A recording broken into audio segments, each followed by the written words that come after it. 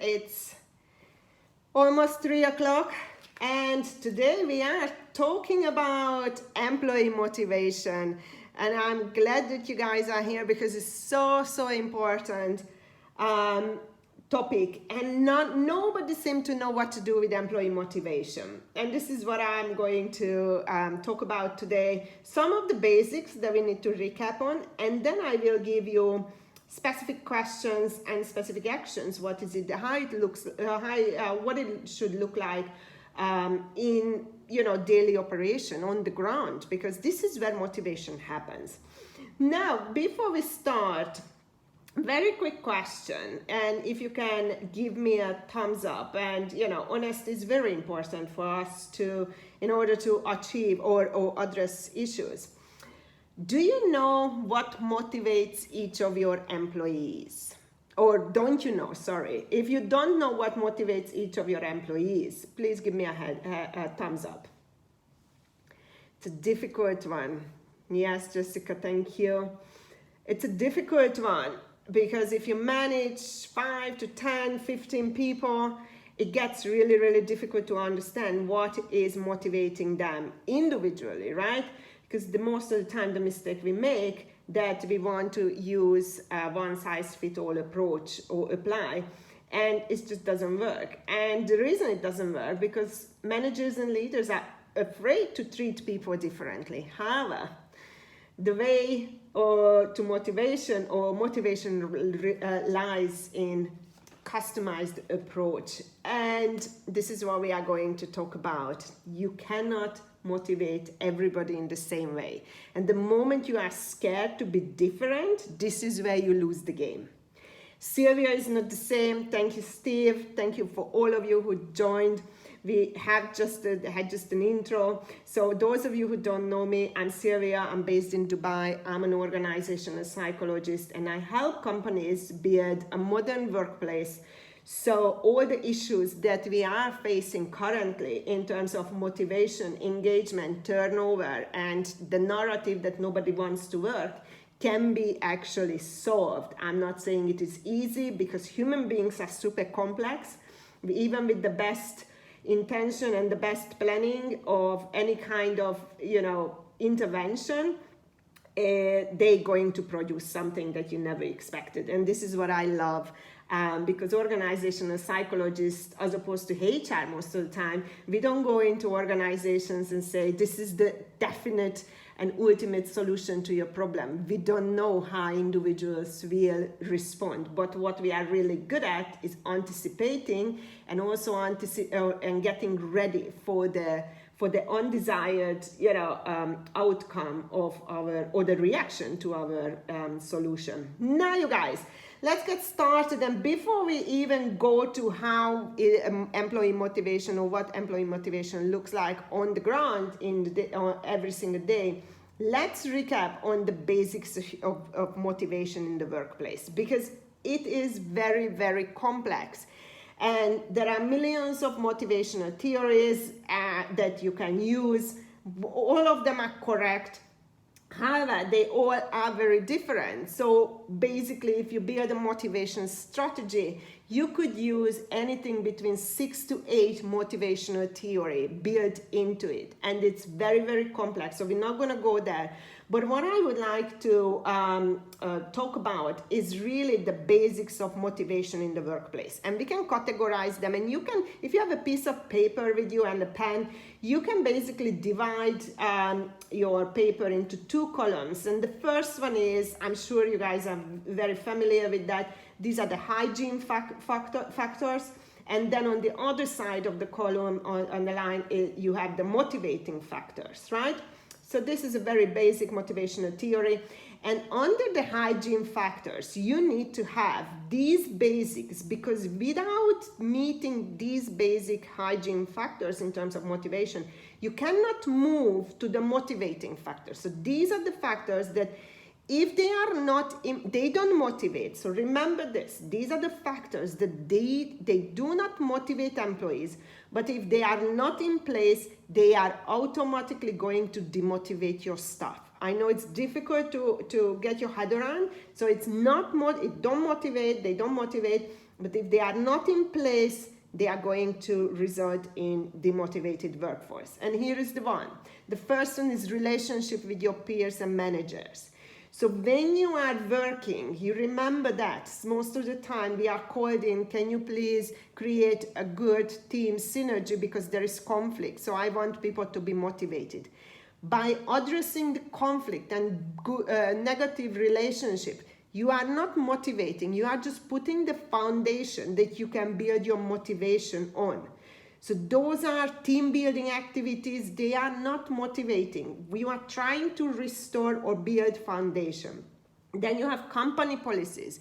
If company policies that work for the employees are not in place or to provide some structure and certainty, it's going to demotivate employees. They are very much, sometimes I don't like the policy, but the moment you don't have a policy in place, they will complain about, why don't we have a policy? So this is how you see those theories in real life. Physical space, obviously the workplace has to be nice and, safe and all that. But when employers focus on designing funky offices, slides, football table and all that, just know that you are not doing anything that would motivate your employees. You are designing a cool office or a workplace and making it safe. Health and safety comes into the picture. That is the basic minimum that employees expect from you. It's not going to motivate them, but if it's not in place, they are going to complain and get demotivated. Working conditions is very similar to that, right? Working hours, health and safety, and the general condition of the office. Office supply sometimes comes into the picture. If you make sure that people have staplers every single day, it's not going to motivate them, but if they don't have the resources that they need, it's going to demotivate them.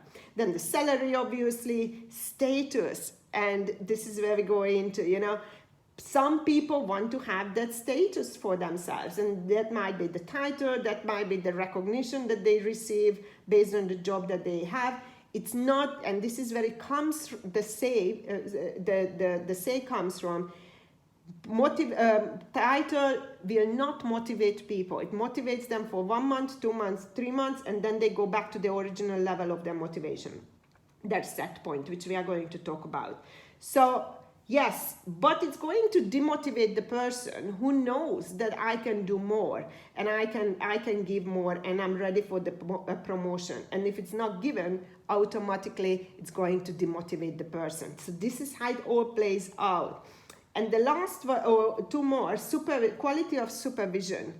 Attention is key to motivation, and how we supervise people, micromanaging, macromanaging, giving very clear expectations. That is the basics of motivation, but it's not going to motivate. It's the basics that we expect from employers.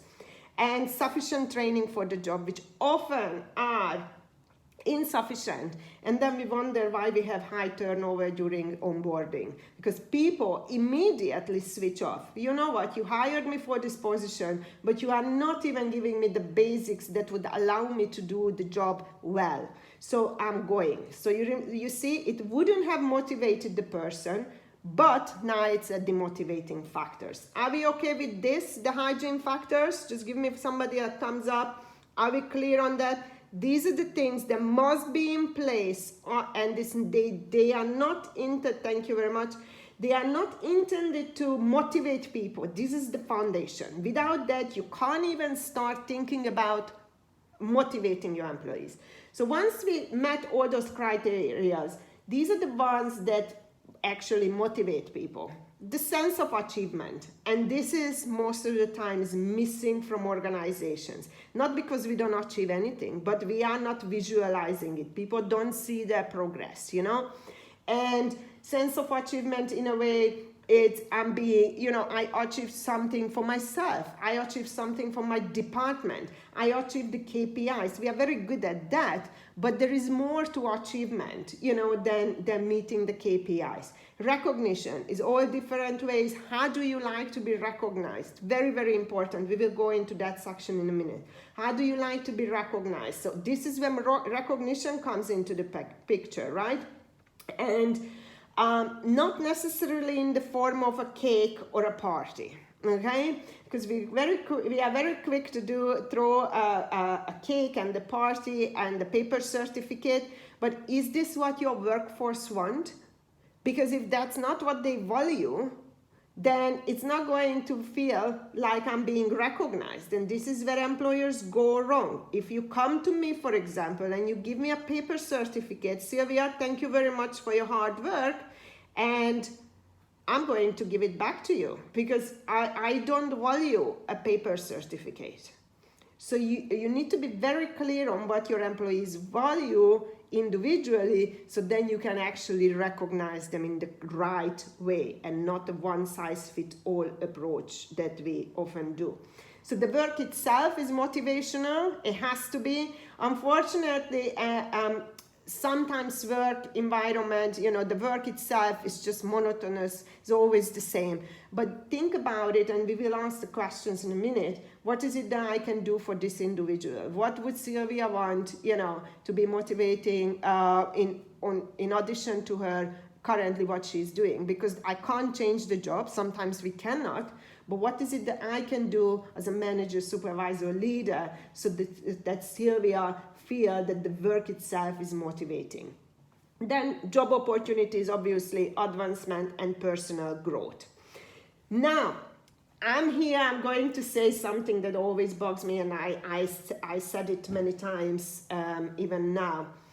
I don't know, and I never read in any academic research, in any paper, in any book that it deals with human motivation or motivation in the workforce, that cake, donut Friday, pizza party, or entertainment, dance class would motivate anyone.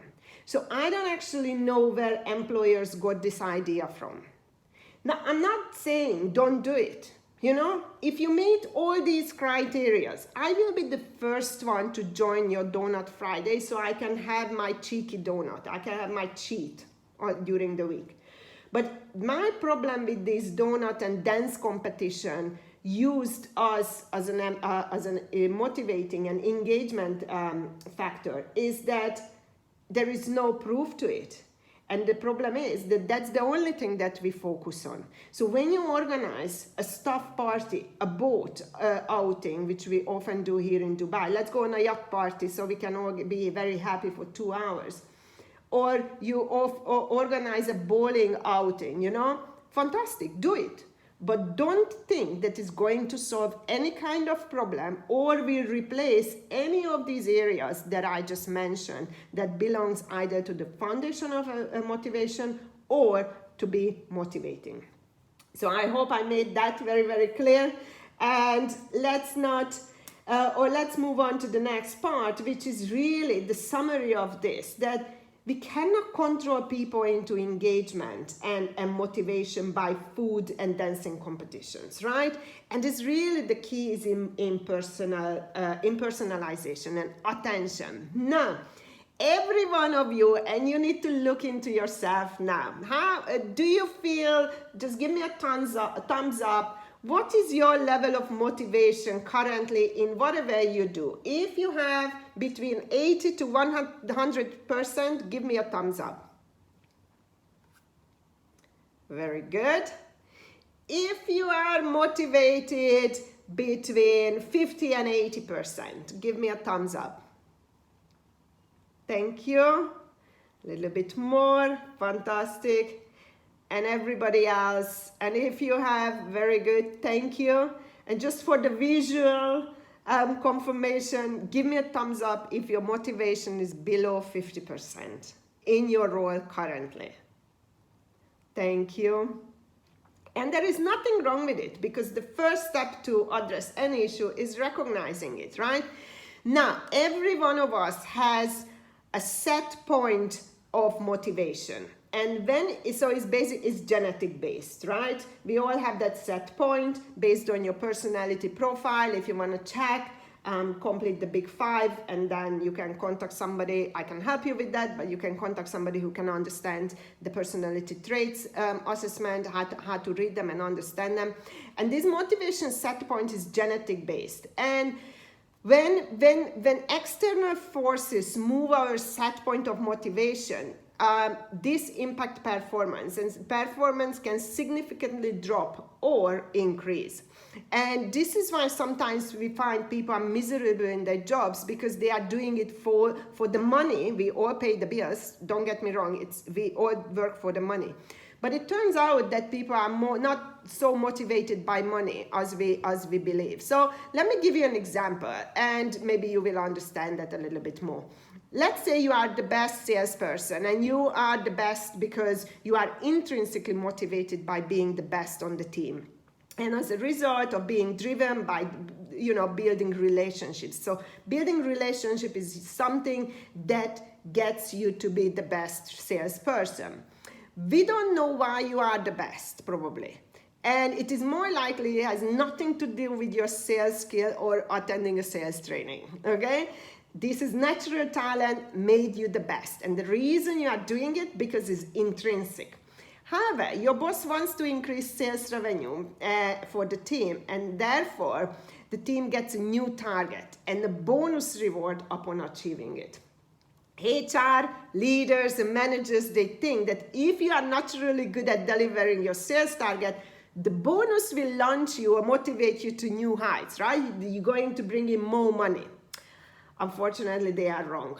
And you can think of some of the examples for yourself as well, because that's not what happens. Your intrinsic motivation is not being moved towards extrinsic. So this is what we are doing, right? So we took your internal motivation of being the best salesperson. We don't know what motivates you. And now we try to drive it with something intrinsic, which is the money. So you immediately feel disconnected, because for you that is not the primary purpose of doing a great job. But now you are being driven by this because of the team's target. You don't feel that the bonus will compensate for the extra effort needed to reach the new target. And do you know what is the extra effort? It's not extra job. The extra effort is that you need to move your intrinsic motivation into extrinsic motivation, and that drains you. And this is where we lose employees. Are we clear on that? So be careful what motivates your employees, because if you try to motivate them in the wrong way, and not money is not everything, you are really moving intrinsic to extrinsic motivation. And that's deadly, because that will burn the employees out. So here is what we can do to find out. And just give me a thumbs up at the end, and you can write down maybe these questions. If you have ever been asked these questions when you join the company, or from your manager, by your managers or your leaders or supervisor, because this is where daily actions, this is how you start identifying what is it that I need to do with my colleagues, with my employees, with my team members to keep them motivated. And this is not in a monthly event. So the questions that we can ask employees to find out is, how often does the person need a one-to-one conversation? Very important. When was the last time? Give me a thumbs up if you had one-to-one conversation with your manager in the past 2 weeks about your performance and motivation. Very good. Very good. It's never the majority, unfortunately. Very good. Keep it up. But make sure you also know how many times you need that one-to-one conversation, and you communicate that, right? So if I have this data on every single employee of mine, then I know what to do. I know what to do with Alois. I know what to do with Jessica. I know what to do with Sylvia. I know what to do with Steve. How many times they want to talk to me. You can ask the question, how autonomous you would like to be in your job. So here, you're going to avoid, right, that you micromanage or macromanage someone when they need actually very different way of managing them in terms of their workout output. How important work-life balance is for them. Everybody is on a very different journey. Some wants to work crazy hours because they need the money. Some would say, you know, they already been A players for 20 years and now they are retired A players and now they are fantastic B players which they keep running the organization. So ask that question, how important it is for you. What is it that what you want? So you don't need to overwhelm those people who, you know what, I just want to do a fantastic job between 9 to 5, leave me alone with everything else. Because if you target those people, they will do the job, but they will get demotivated. So find the people who want to work really hard and have the motivation to earn more money or to work for the next position. And you will find people for everything in organization. You can ask the question, what would you prefer, giving feedback or coaching conversation, right? Sometimes the two goes together. I don't necessarily find feedback very helpful and my brain shuts down when somebody comes to me, can I give you feedback? And I always say, not really. So what would be, how would Sylvia would like to receive information about her performance? Is it through coaching? Is it through mentoring? Is it through feedback? What is it? And if it comes to feedback and she doesn't like it, the question should be, how would you like to receive feedback? Because at some point I will have to give you feedback. So then we can have this conversation, right? How would you like, and I already touched up on that, how would you like to be recognized, appreciated, or rewarded? Come to me and ask me. Maybe I want a day off. Somebody wants, you know, the cinema voucher. Somebody just wants a thank you. Customize your approach, because this what it shows actually that you are paying attention to the individual and their individual need. And you know what is the greatest motivation theory and action is attention.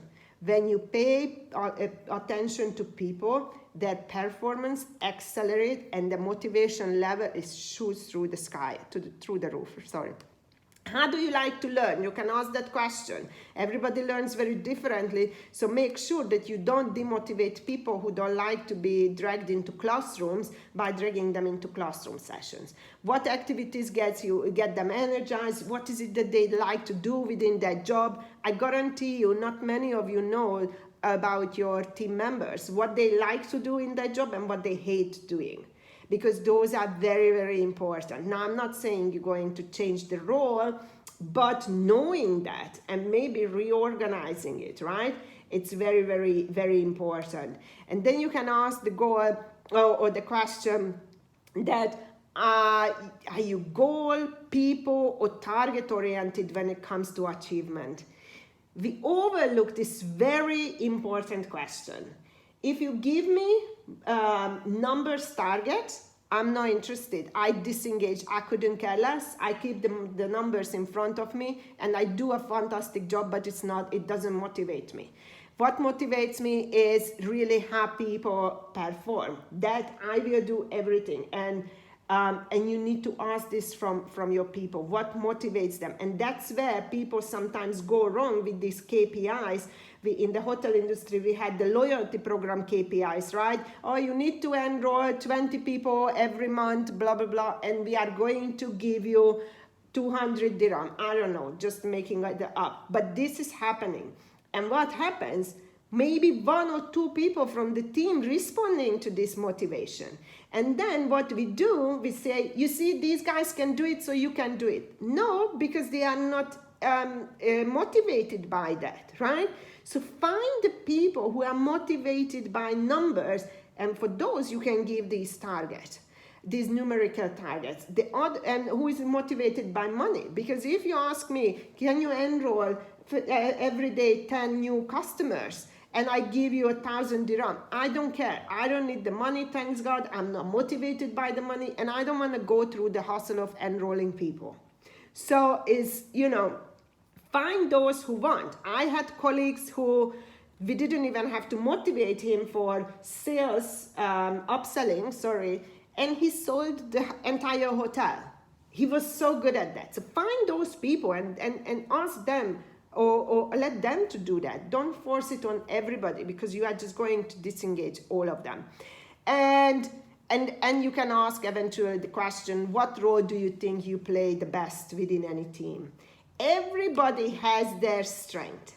Everybody has their niche. And when I run workshops, because through my workshops, I teach people how to recognize these and how to fit all these questions into 4 categories, which I'm going to tell you.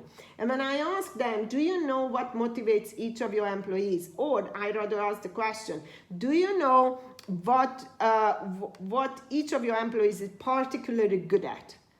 They don't have the clue.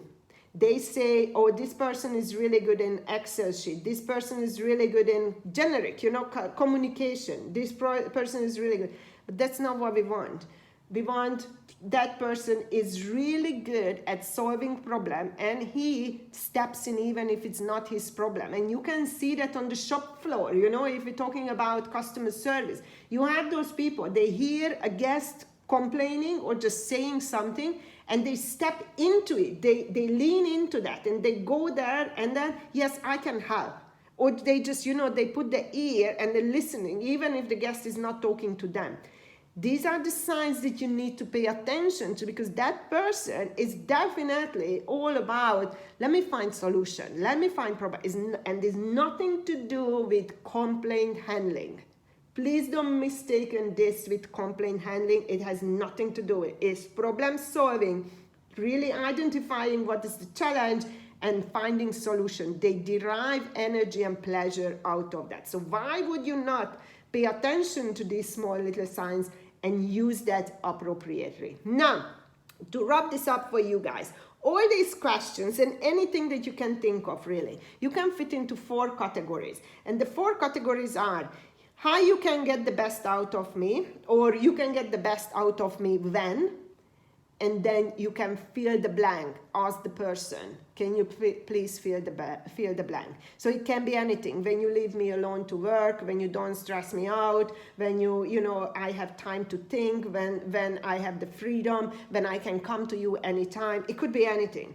The second category is you can get the worst of me when, and fill the blank. So I will tell you immediately, you will get the worst of me if you try to micromanage. You can get the worst of me immediately if you don't give me time to think, because I am a strategic thinker and I need a lot of alone time. You can get the worst of me when the office is so noisy and I just need to sit there and I can't think. So there will be no quality work. Recognizing, or if you ask me to deliver or be motivated by a number KPI, I'm not interested in number KPIs. But you can get the really best out of me when you give me a long-term project and you ask me to work towards completion, because that is motivational for Sylvia. I can structure myself, I can think ahead, I can think for myself, I can figure it out, I can break a project down, and once I finish and I'm very motivated towards working, motivated by working towards a goal, that I am motivated by. The third category is you can count on me too, and then fill the blank. What is it that you can count on the person, right? You can ask yourself the question, in what can I count on you? And articulating that is so powerful, because you can tell that, you know what, you can count on me, for example, if it was me, to take a very complex matter, take it into millions of pieces, solve them individually, and then put it at that back, and then translate it to the most simplest way to everybody else. This is Sylvia. Now, what is it that we can count on you? So don't look for tasks. Those are not interesting. Those are just need to be done. They must be done. Otherwise, we will lose our jobs, right? And the last one is the fourth category. This is what I need from you. And if you are a leader, if you are a manager, if you are a supervisor, you want to motivate your employees, but you don't ask this simple question. This is, or allow them to tell you, this is what I need from you. You don't really want to motivate your employees, because this is the most valuable question. Allow them to tell you what they need from you. You don't know what is motivating them. You don't have the answer. They have the answer. So ask them. Instead of having a silo, preparing silo HR strategies and leadership strategies, how we can motivate employees, you don't have an idea. We don't know. The individuals know. So ask them. And if your motivation and engagement strategy don't include that, you are just running in circles. Now, you guys, if you have any question, you can just pop your hand up and I will open up the line. It's Friday, and I really hope that these basics gave you something that to go by. So you remember there are hygiene factors that motivate, that's the foundation of motivation. If they are not in place, you will never motivate anybody. And the motivator factors are the ones that come later on. Cake, entertainment, donut Friday, pizza party, do them. It's an entertainment. Do them. It brings people together, and that's very, very important. That's social glue, But know that they are not going to motivate. So if your motivation strategy or engagement strategy is all about these kind of things, you are doing it wrong. Your engagement strategy should include the hygiene factors and the motivating factors. And only then you can start thinking about how you motivate employees, and then include into your engagement strategy the personalization. So you can start by using those very basic questions, sort them into those 4 categories, and have a profile on each of your employees. If you don't know what motivates Sylvia, if you don't know how many times Sylvia wants to speak to you one-to-one about her performance every month, you are not paying attention to your people, and attention is motivation and performance. And that's the end. We ran a little bit over 1 minute. Sorry, I'm not managing my time today, right? But I hope it helped. Go and pay attention to your people. Don't do the one-size-fits-all approach, because you are losing. This is where we are losing employees. Well, go and get yourself a well-deserved break for the weekend. And next week we talk about something else related, but we take it a little bit one step further. Still motivating, but in other motivation factors, theories that we are going to talk about. Enjoy the weekend, you guys. And I'm going to give you